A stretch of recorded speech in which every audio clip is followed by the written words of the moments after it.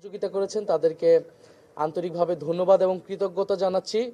নির্বাচন কমিশনকে আমরা কৃতজ্ঞতা জানাচ্ছি এবং আপনারা যারা আমাদেরকে কভারেজ দিয়েছেন মিডিয়া কর্মী ভাই ও বোনেরা, আপনাদেরকে আমরা ধন্যবাদ জানাচ্ছি। আমরা এই নিবন্ধন সার্টিফিকেট পেয়েছি, একই সাথে আপনারা জানেন যে আমাদের প্রতীক বরাদ্দ হয়েছে। অনেক চড়াই উতরাইয়ের পরে আমরা আমরা একটা প্রতীক পেয়েছি এবং এই প্রতীকটি হচ্ছে শাপলা কলি প্রতীক। আমরা এই শাপলা কলি প্রতীকে এবার এনসিপি নির্বাচনে অংশগ্রহণ করবে ইনশাআল্লাহ। জনগণের আশা আকাঙ্ক্ষার প্রতীক হিসেবে, গ্রাম বাংলার মানুষের প্রতীক হিসেবে শাপলা কলি এবার নির্বাচনে থাকবে এবং ইনশাআল্লাহ আমরা জনগণের সেই আকাঙ্ক্ষা অনুযায়ী কাজ করে যেতে পারবো। আমরা নির্বাচন কমিশনের সাথে আরও কয়েকটি বিষয়ে কথা বলেছি।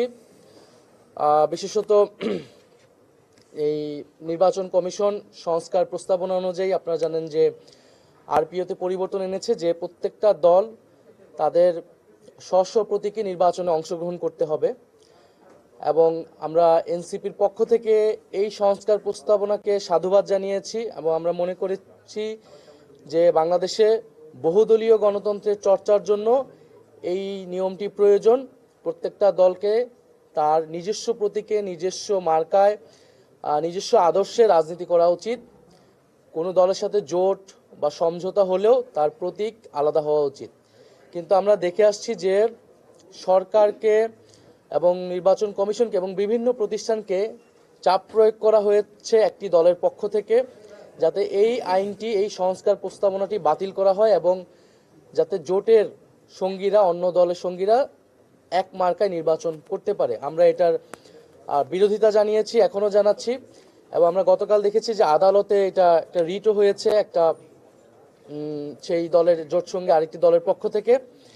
আদালতকে যেহেতু রাজনৈতিক মাঠে এবং সরকারের কাছ থেকেও এটি আদায় করা সম্ভব হয়নি, এখন আদালতের মাধ্যমে, আদালতকে ব্যবহার করে এই সংস্কার প্রস্তাবনাটি বাতিলের চেষ্টা করা হচ্ছে। আমরা নির্বাচন কমিশনকে বলেছি, প্রধান নির্বাচন কমিশনারকে বলেছি যাতে এই বিষয়ে নির্বাচন কমিশনের পক্ষ থেকেও স্ট্রং মেসেজ দেওয়া হয় এবং আইনগতভাবে যাতে তারা এই বিষয়টা ফাইট করে এবং সংস্কারের পক্ষে যাতে থাকে। এবং জাতীয় নাগরিক পার্টির পক্ষ থেকে আমরা আইনগতভাবে এই বিষয়ে, এই সংস্কারের পক্ষে কাজ করে যাব।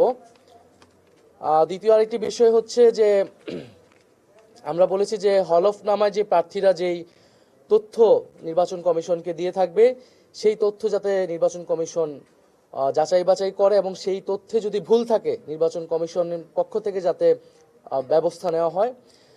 এছাড়াও নির্বাচন কমিশন কর্তৃক যে আইন, সেই আইন যাতে সবার জন্য সমানভাবে প্রয়োগ হয়। বিশেষত অর্থ ব্যয়ের বিষয়টা আপনারা জানেন, নির্বাচনের সময় বাংলাদেশের নির্বাচন সংস্কৃতিতে কালো টাকার ছড়াছড়ি থাকে এবং যেই অর্থ নির্ধারিত থাকে তার থেকেও অনেক বেশি অর্থ তারা ব্যয় করে। সেই বিষয়ে যাতে নির্বাচন কমিশন কঠোর অবস্থান গ্রহণ করে এবং আইন ভঙ্গকারীদের যাতে ব্যবস্থা নেয়।